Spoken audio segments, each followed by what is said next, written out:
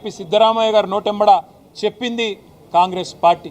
అదేవిధంగా ప్రభుత్వ కాంట్రాక్టులలో ప్రభుత్వ ప్రొక్యూర్మెంట్లో 42% బీసీలకే ఇస్తామని చెప్పింది కాంగ్రెస్ పార్టీ.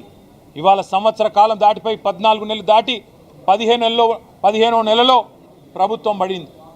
మరి 15 నెలల్లో కనీసం 15 పైసలు కూడా మీరు చెప్పిన బీసీ డిక్లరేషన్ కోసం కేటాయించిన పాపాన పోలేదు. 16 కార్పొరేషన్లు కొత్తగా బీసీ కులాల కోసం ఏర్పాటు చేసి ఒక్కొక్క కార్పొరేషన్కు 50 కోట్ల బడ్జెటు అని డైలాగులు కొట్టిండ్రు. కానీ 50 పైసలు కూడా ఈ పోయిన ఆర్థిక సంవత్సరంలో ఖర్చు పెట్టిన పరిస్థితి లేదు. ఈ అన్ని విషయాలు ఇవాళ తెలంగాణ రాష్ట్రంలో ఉండే బలహీన వర్గాల ప్రజల ఆందోళనను దృష్టిలో పెట్టుకొని బీఆర్ఎస్ పార్టీ యొక్క బీసీ సెల్ అధ్యక్షులు పెద్దలు ముషీరాబాద్ ఎమ్మెల్యే ముఠా గోపాల్ గారి అధ్యక్షతన ఇవాళ ఒక విస్తృత స్థాయి సమావేశం జరిగింది. అందులో చాలా విషయాలు చర్చకు రావడం జరిగింది. ఇవాళ ప్రాథమికంగా అనుకున్నది ఏంటి అంటే ఈ సమావేశం ద్వారా రాష్ట్ర ప్రభుత్వాన్ని బీఆర్ఎస్ పార్టీ డిమాండ్ చేస్తున్నది, నువ్వు మొట్టమొదలు ఈ రాష్ట్రంలోని బీసీ ప్రజలను క్షమాపణ అడుగు రేవంత్ రెడ్డి గారు అని డిమాండ్ చేస్తూ ఉన్నాం. 5.5% జనాభా తగ్గించి దాదాపు 22 లక్షల మందిని ఉన్నవాళ్లను లేనట్టుగా చిత్రీకరించే దుర్మార్గం ఏదైతే రేవంత్ రెడ్డి చేసిండో దానికోసం వెంటనే ఈ రాష్ట్రంలోని బీసీలను రేవంత్ రెడ్డి క్షమాపణ కోరాలని చెప్పి మేము డిమాండ్ చేస్తూ ఉన్నాం.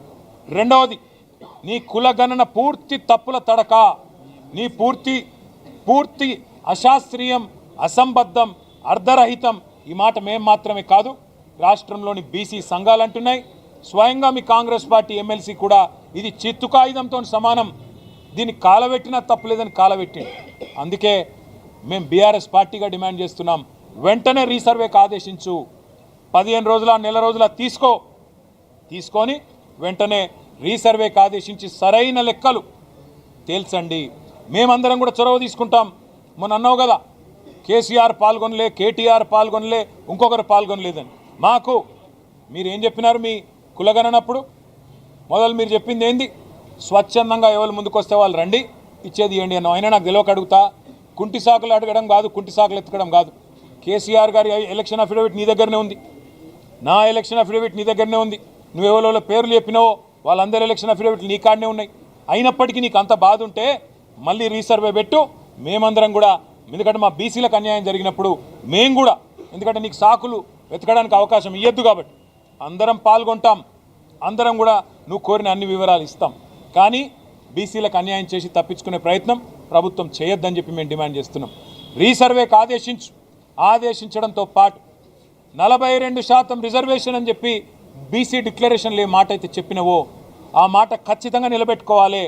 మొన్న నువ్వు అసెంబ్లీ పిలిచినప్పుడు మేము అనుకున్నాం చట్టబద్ధత కల్పిస్తావేమో, 42% రిజర్వేషన్ బిల్లు తెస్తావేమో అనుకున్నాం. నువ్వు బిల్లు తేలే, కేవలం సొల్లు మాత్రమే తెచ్చినావు.